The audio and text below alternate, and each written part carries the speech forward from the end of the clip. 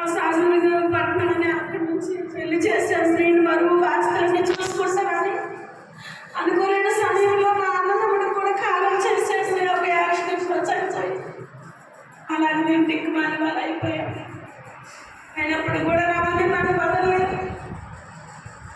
అలాగే నా భర్త నన్ను వదిలేసి వచ్చేస్తే చిన్న పిల్లలతో నాకు చిన్న పిల్లలు, నా వదిలికి చిన్న పిల్లలు అలాగే చూసుకుని అక్కలు వచ్చి చేసి మీ ఇష్టం అమ్మా అని ఏ దేవుడు నేను రక్షిస్తే ఆ దేవుడిని నమ్మకం మేము వదలము, నీకే దేవుడు కాపాడుతాడు ఆ దేవుడిని చూసుకుని అందరూ నన్ను ఆమోదించారే కానీ నన్ను చెడ్డగా నన్ను చేయలేదు. అయితే క్రైస్తవ బిడ్డలు నన్ను ఎంతగానో ప్రేమించి దేవుడు నన్ను ఎదిగించి చేసేసి మళ్ళీ నా భర్త మనసు మారి నన్ను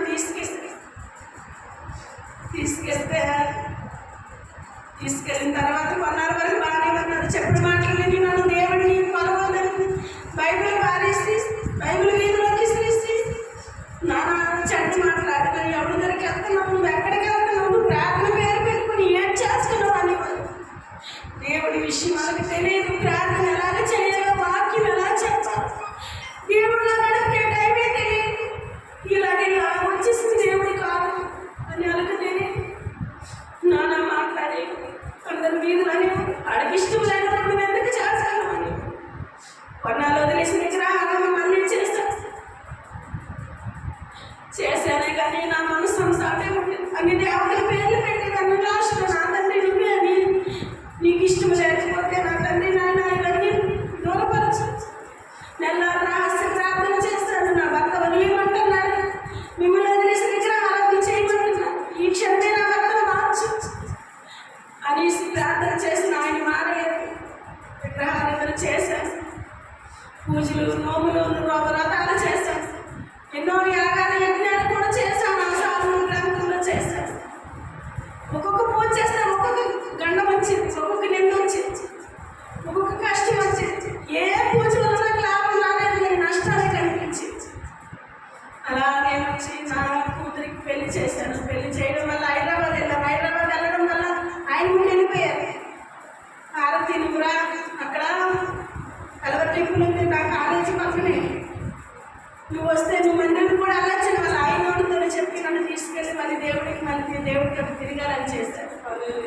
లేదు ఆ దేవుడికే మహిమ, నేను ఇలా ఉన్నానంటే దేవుడి మహిమ, నేనెవరు ఎంత గొప్పదాన్ని కాదు ప్రభు, నీ ప్రేమలో నేను నిన్ను ఆయన వదిలేస్తున్నాను, నన్ను వదలలేదు, విడువలేదు, ఎడబాయలేదు. నా కష్టాల్లో కన్నీళ్ళలో వేదనలో బాధలో అలాగ వస్తూ నా తండ్రి నా తండ్రి నీకు తెలియనిది ఏదీ లేదని నా బాబంతా ఆయనకి వదిలేసి ఉంచేది.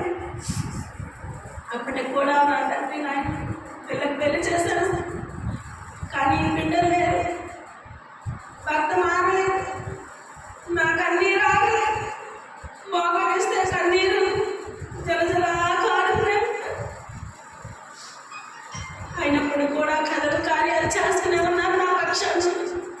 ఆయన కలిసి గడపచ్చు, ఆయన చేసిన మేలు నేను గడపచ్చకపోయినా నన్ను ఆయన ఏం చేస్తూనే ఉన్నారు. బిడ్డలకి చదువులు ఇవ్వండి, పెళ్ళిళ్ళు ఇవ్వండి, మంచి మంచి సంబంధాలు దొరికాయి, వివాహాలు చేశారు నా తండ్రి నా పక్షాన్ని. బాబుకి 2 పిల్లలు పుట్టారా, బాబు పిల్లలు ఆయన చేస్తానని వాగ్దానం చేశారు. నమ్మదగిన దేవుడు, నమ్మకమైన తండ్రి, ఆధ్యాత్మికమైన తండ్రి, ఇవన్నీ మనకి సృష్టించింది ఆయనే కాబట్టి ఆయన చేతిలో ఉన్నది ఆయన ఇస్తారని నమ్మి ఉన్నాను.